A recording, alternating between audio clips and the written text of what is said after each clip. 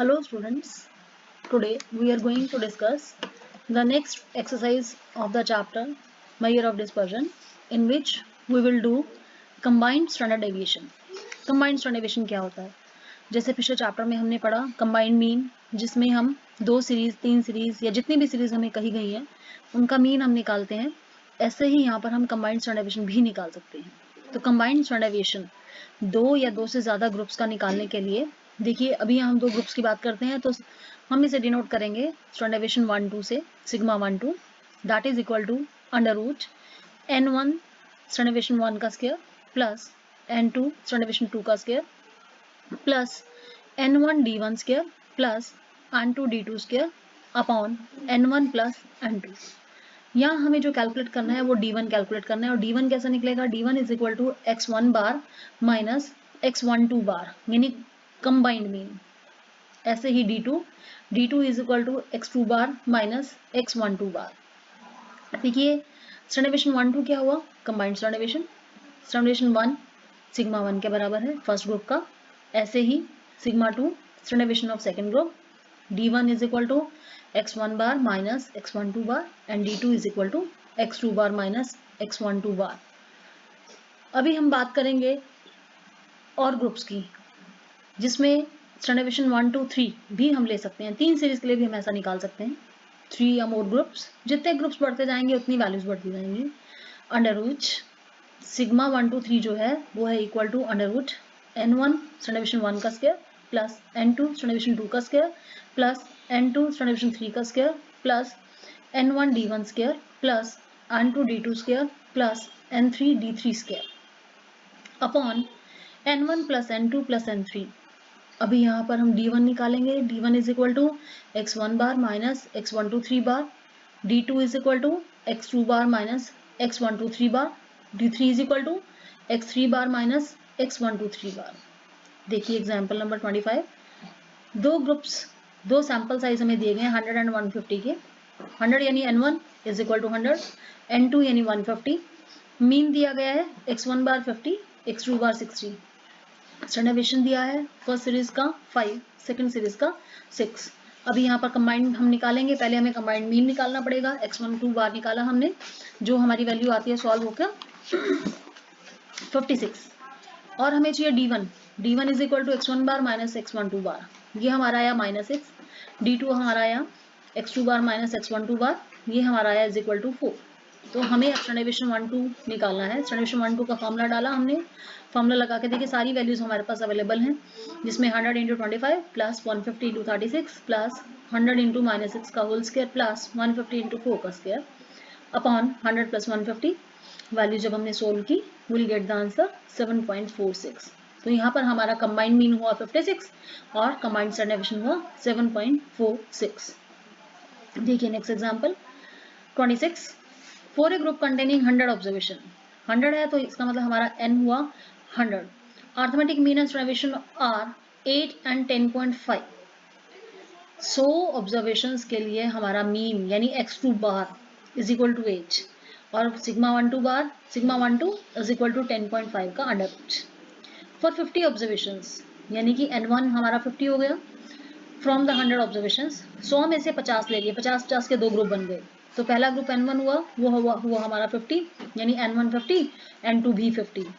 तो पहले ग्रुप के लिए आपको कह रहे हैं the mean and standard deviation are 10 and 2। इसका मतलब x1 बार 10 और standard deviation 1 is equal to 2। अब n2 मेरा 50 है।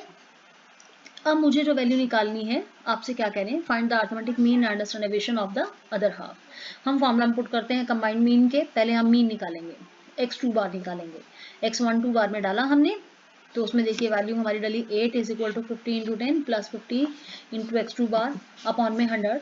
हमने जब इसे सॉल्व किया तो x2 बार हमारा आया 6। अब x2 बार मेरे पास है, x1 बार मेरे पास है, मैंने d1 निकाला, d1 मेरा आया 2, d2 निकाला मैंने, वो भी -2 आया। इससे हमारा d1 स्क्वायर 4 और d2 स्क्वायर 4। हम स्टैंडर्ड डेविएशन 1-2 में इसे पुट करेंगे। देखिए फॉर्मूला में हमने फॉर्मूला लगाया, फॉर्मूला में स्टैंडर्ड डेविएशन 1-2 मुझे दिया हुआ था 10.5 का under root is equal to under root n1 50 into standard deviation 1 का स्क्वायर 4 प्लस 50 इंटू सिग्मा 2 का स्क्वायर प्लस 50 इंटू D1 का स्क्वायर 4 प्लस 50 इंटू D2 का स्क्वायर 4 अपॉन में 100। देखिए हमने दोनों तरफ से स्क्वायर को कैंसिल किया, हमने स्क्वायर अंडर रूट को कैंसिल किया, अंडर रूट को कैंसिल करने के लिए हमने दोनों तरफ स्क्वायरिंग कर दी। स्क्वायरिंग करने के बाद देखिए हम इसे सॉल्व करेंगे मैथमेटिकली, तो हमारा स्टैंडर्ड डेविएशन 2 जो आता है वो आता है 3, यानी x2 बार मेरा 6 और स्टैंडर्ड डेविएशन 2 मेरा 3। Now see the 27th illustration. देखिए टेबल आपको गिवन है, group 1, group 2, group 3, combined values आपको दी गई हैं। देखिए इसका मतलब n1 मेरा 50 है, इसमें n3 मेरा 90 है, टोटल मेरा 200 है, तो 200 में से 50 और 90 जब मैं लेस करती हूँ तो वैल्यू रह जाती है 60, वो मेरा हुआ n2।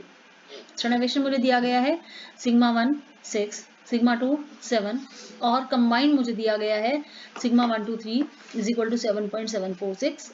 मीन मुझे दिया गया है x1 बार 113, x3 बार 150 और x1 2 3 बार मुझे दिया गया 163।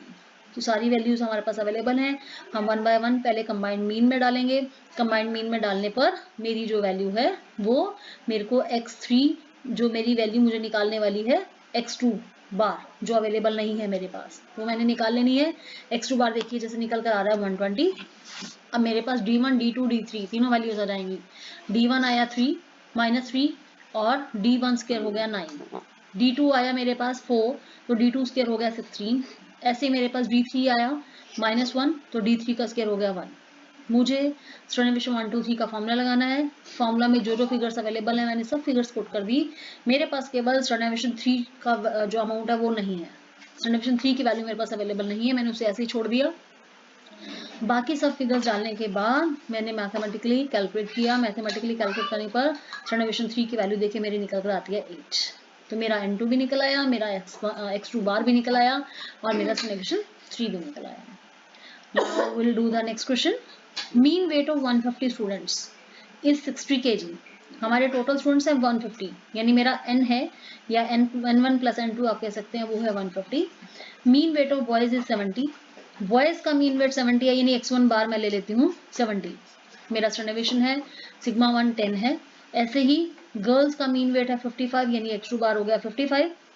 देन स्टैंडर्ड डेविएशन मुझे दिया गया 15, तो मेरा सिग्मा 2 हो गया 15। अभी यहाँ से कहते हैं find the number of boys and girls and the combined standard deviation. अब 150 में से कितने बॉयज हैं कितने गर्ल्स हैं, we have to calculate this. हमें ये सब निकालने के लिए देखें जो मेरा नंबर ऑफ गर्ल्स है वो n2 हो गया, नंबर ऑफ बॉयज मैंने n1 लिया ही हुआ है। हम इसे वैल्यूज को पुट करते हैं कंबाइंड मीन के फॉर्मूला में। कंबाइंड मीन के फॉर्मूला में देखिए x12 बार हुआ मेरा 60, n1 को n1 रहने दीजिए। देन x1 बार मेरा हुआ 70 प्लस n2 मेरा हुआ 150 माइनस n1, क्योंकि टोटल 150 है, 150 में से n1 कट जाएगा तो n2 आ जाएगा। तो ये देखिए x2 बार मेरा हुआ 55, नीचे मेरा है टोटल 150। हमने सारी फिगर्स पुट की। फिगर्स पुट करने के बाद मेरा जो n1 सॉल्व होके आता है दैट इज इक्वल टू 50 और मैंने n2 की वैल्यू निकाली। 150 में से 50 मैंने लेस किया 100। इसका मतलब मेरे पास अब n1 भी अवेलेबल है, n2 भी अवेलेबल है। मेरे पास स्टैंडर्ड डेविएशन का फॉर्मूला मुझे लगाना है, मेरे को सिग्मा 1 2 का फॉर्मूला लगाना है। फॉर्मूला आपके पास अवेलेबल है, फिगर सारी अवेलेबल हैं। Now you can put all the figures and you will get. देखिए D1 मेरे पास आएगा, D1 इज 10 तो मेरा D1 स्क्वायर हो गया 100। मेरा D2 आया -5 तो D2 का स्क्वायर हो गया मेरा 25। तो मेरा स्टैंडर्ड डेविएशन 1 2 जो निकल के आया that is equal to 15.28। And this is all about the exercise of the combined standard deviation and thank you.